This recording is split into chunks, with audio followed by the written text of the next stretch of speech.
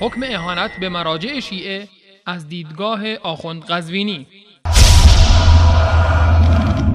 اهانت هایی که ایشون به مراجع شیعه کرده، بالاخص خدمت حضرت آیت الله لازما سیستانی، همین کافی است که ارتداد ایشون رو ثابت کنه.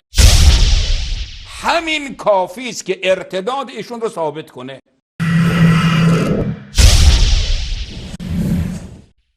آقای قزوینی، اگر از دید شما اهانت به مراجع شیعه و بالاخص سیستانی سبب ارتداد می‌گردد، اهانت به مادر مؤمنان و همسر رسول الله صلی الله علیه و آله و سلم چه حکمی دارد؟ اهانت به یاران رسول الله صلی الله علیه و آله و سلم و به ویژه یاران مقرب و نزدیک به ایشان ابوبکر و عمر رضی الله عنهما که اهل سنت آنها را بهترین مخلوقات بعد از انبیاء علیهم السلام می‌داند، چه حکمی دارد؟ آیا درجه و مقام مراجع شیعه و سیستانی از درجه و مقام امهات المؤمنین و یاران رسول الله صلی الله علیه و آله و سلم بالاتر است؟ شما و هم نوعتان با بیشرمی تمام بدترین تهمت‌ها را به محبوبه پیامبرمان و یاران جان برکفش روا می‌دارید و نه کسی از شما بر این کار حکم ارتداد صادر می‌کند و نه کسی از آن اعلان براءت می‌نماید. و اما آیت الله سیستانی کیست؟ به این کلیپ توجه نمایید. گر به قومی ملحدین روز موعدت کرده ای. خیانت آیت الله سیستانی به اسلام و همکاری با شیطان بزرگ. گر به قومی ملحدین روز موعدت کرده ای. با خدا و مذهب و ملت خیانت کرده ایم. یاری کفار زهر است ای مسلمان هوشدار. زهر می نوشی نمیدانی حماقت کرده ایم. زهر می نوشی نمیدانی حماقت کرده ایم.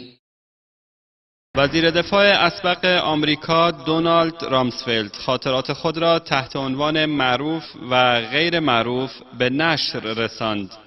رامسفلد در کتاب خاطرات خیش خبر تعجب‌آوری را برای عراقی‌ها خصوصاً شیعیان عراق به نشر رسانده است و علت تحریم جهاد علیه اشغالگران را توسط مرجع تقلید شیعیان عراق توضیح داده است.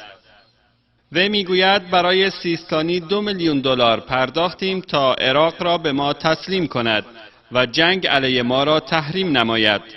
رامسفیلد در خاطرات خود چنین میگوید: سیستانی در مقابل 2 میلیون دلار عراق را فروخت. در جزئیات خبر چنین آمده است: مرجع تقلید شیعیان عراق 2 میلیون دلار را تسلیم شد تا با آمریکایی ها در جنگ عراق کمک کند و فتوایی مبنی بر تحریم جنگ علیه آمریکایی ها را در عراق صادر نماید. تحلیلگران امور سیاسی اذعان داشتند که این گونه اعترافات در تاریخ اداره آمریکا بی سابقه بوده است که نشانگر دست داشتن مراجع دینی شیعیان که در رأسشان سیستانی می باشد در کمک با اشغالگران آمریکایی در جنگ علیه عراق است. رامسفیلد در یکی از فصلهای خاطرات خود پرده از رابطه قوی خود با آیت الله علی سیستانی، یکی از مراجع بزرگ شیعه در مراحل پیش از جنگ و در اثنای اشغال عراق در بهار سال 2003 میلادی برداشته است. رامسفیلد میگوید رابطه قوی با سیستانی داشته است، طوری که تاریخ این رابطه را سال 1987 میلادی ذکر کرده است که دقیقاً زمانی بود که سیستانی منصب مرجع تقلید را بعد از آیت الله خویی تسلیم شد. رامسفیلد می‌افزاید تماس من با سیستانی به واسطه وکیل ایشان به نام جواد المهری که در کویت مستقر بود برقرار می‌شد. رامسفیلد در ادامه می‌افزاید برای دوستان خود در عراق که در رأس آنها سیستانی قرار داشت 2 میلیون دلار به عنوان هدیه تقدیم کردیم و بعد از اینکه سیستانی هدیه ما را پذیرفت رابطه میان ما هرچه بیشتر گسترده شد.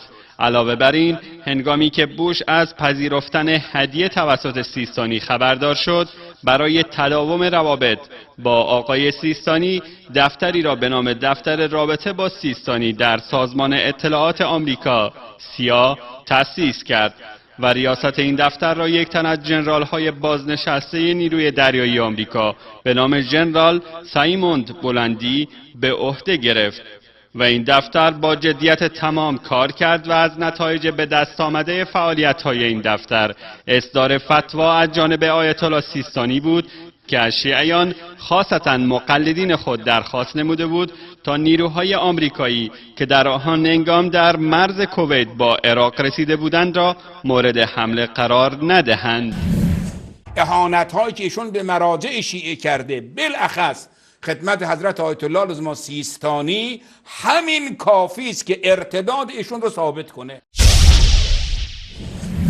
بله بینندگان عزیز، اگر این آخوند رافضی و دیگر معممین اهانت به جناب استادشان سیستانی را ارتداد آور می‌داند و لعن و نفرین همسران و یاران پیامبرمان را عبادت می‌شمارد، هیچ جای تعجب نیست، زیرا که این مذهب از اساس برای نابودی اسلام تأسیس شده و آخوندهای رافضی هیچ نسبتی با اسلام ندارند و پیوسته تلاش می‌کنند تا به اسلام و مسلمین ضربه بزنند و از منافق صفتانی که با دشمنان اسلام همکار می‌شوند حمایت نموده و آنان را بزرگان دین معرفی می‌کنند. دیروز خواجه نصیر طوسی شیعی همکار مغول در اشغال بغداد و قتل و کشتار و تجاوز به مسلمانان بود و امروز سیستانی با حمایت از آمریکا شریک جنایات وارده بر مسلمین عراق است. حقاً که آخوند قزوینی و امثالش مصداق این فرموده الله متعالند که می‌فرماید: ألم تر إلى الذين أوتوا نصيبا من الكتاب يؤمنون بالجبت والطاغوت ويقولون للذين كفروا هؤلاء أهدى من الذين آمنوا سبيلا. آیا کسانی را نمی بینی که بهره ای از کتاب داده شده اند به بت‌ها و طاغوت ایمان می آورند و به کافران می گویند اینها از کسانی که ایمان آورده اند راه یافته ترند؟